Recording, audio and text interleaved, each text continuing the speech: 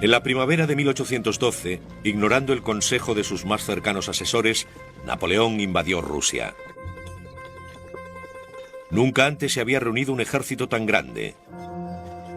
Italianos, polacos, alemanes, franceses, más de 600.000 hombres procedentes de todos los rincones del imperio.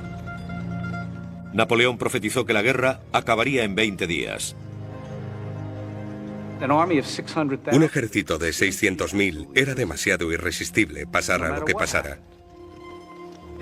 Lo que hizo fue reunir a hombres suficientes como para retar a los rusos, obligarles a entrar en batalla y vencerles. El ejército de Napoleón marchaba con dificultad por los grandes espacios abiertos rusos. Esperaba aniquilar a su enemigo de una vez, pero los rusos no darían la batalla por perdida. Napoleón tenía el doble de soldados que los rusos. Tenía tantos hombres que, según él, no se atreverían a luchar. Empezaron a retirarse porque no tenían elección.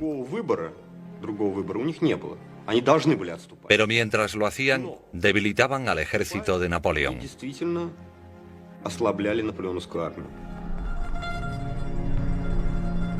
A medida que pasaban los días, el asfixiante calor del verano ruso empezó a minar sus fuerzas. Los soldados cayeron exhaustos, enfermos, y algunos abandonaron miles cada día. 2 meses después, Napoleón había entrado una sola vez en batalla. Murieron 150.000 hombres. Muchas tropas extranjeras se marcharon. Una cuarta parte del ejército desertó. No eran franceses, no eran especialmente leales. Luchaban porque su rey era aliado de Napoleón. Finalmente, cuando el verano llegaba a su fin, los rusos hicieron frente al enemigo en el pueblo de Borodino. Moscú, la ciudad sagrada de Rusia, estaba en peligro. Mientras los soldados del zar se preparaban para la batalla, cantaban: «Es el deseo de Dios». Estaban preparados para morir por Rusia. Todo el mundo lo veía como un día sagrado en el que iban a morir por una gran causa.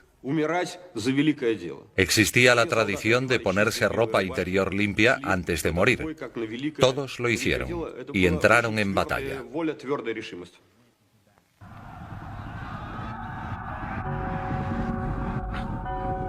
La batalla de Borodino fue una carnicería mortal.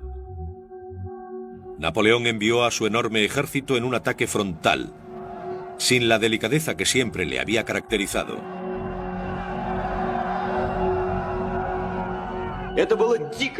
Había muertos por todas partes.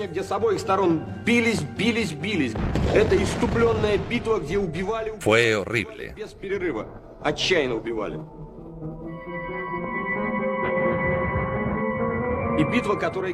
La batalla empezó a las 6:30 de la mañana y duró hasta las 3 de la tarde. Ambos ejércitos estaban exhaustos. Los rusos lucharon contra los ejércitos del emperador sin descanso. Al día siguiente se retiraron, dejando que Bonaparte se proclamara vencedor.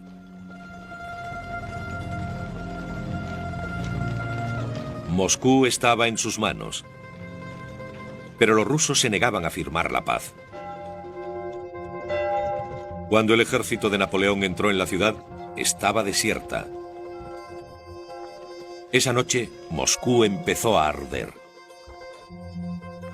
Montañas de llamas rojas, recordaba Napoleón tiempo después, como inmensas olas de mar. Fue la visión más grandiosa, sublime y aterradora que el mundo haya conocido.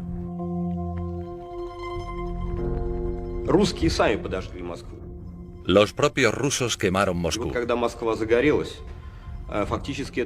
La ciudad en llamas fue el peor ataque a Napoleón.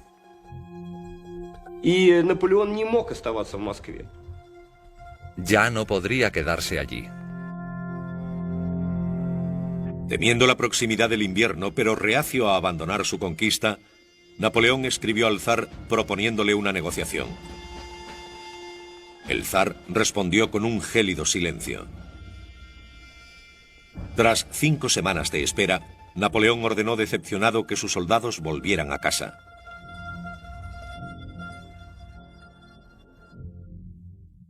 El 19 de octubre sacó a sus hombres de Moscú por la puerta de Kaluga, cargados con el botín. Era un cálido día de otoño.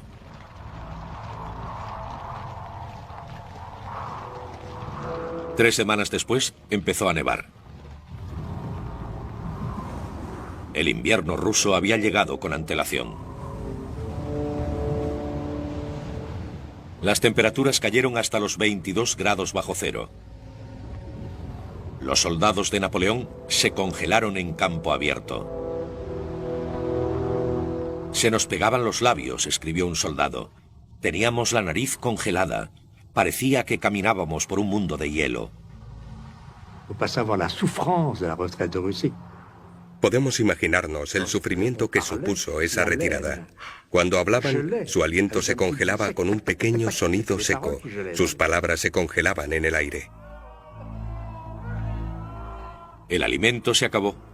Miles de caballos morían. Los hambrientos soldados se lanzaban sobre esa carne fresca.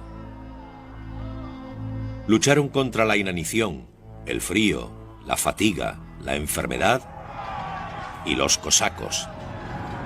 Estos acosaron los flancos de Napoleón, destrozando su ejército como si fuera un animal herido.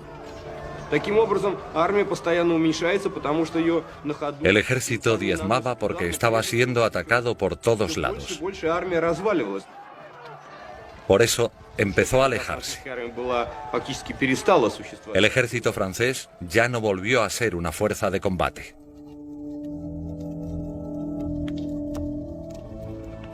Napoleón observaba cómo moría su ejército. Temiendo ser capturado, llevaba siempre una pequeña bolsa de cuero atada al cuello con un frasco de veneno. 6 meses antes, había cruzado Rusia con más de 500.000 de soldados confiando en la victoria. Ahora, 5 de diciembre, rumores de un golpe en París le obligaban a abandonar sus tropas y regresar a la capital francesa. Mientras su trineo cruzaba Europa, le dijo a un acompañante: entre lo sublime y lo ridículo, solo hay un paso. Había perdido 500.000 de hombres, una cifra impresionante. Solo volvieron 93.000.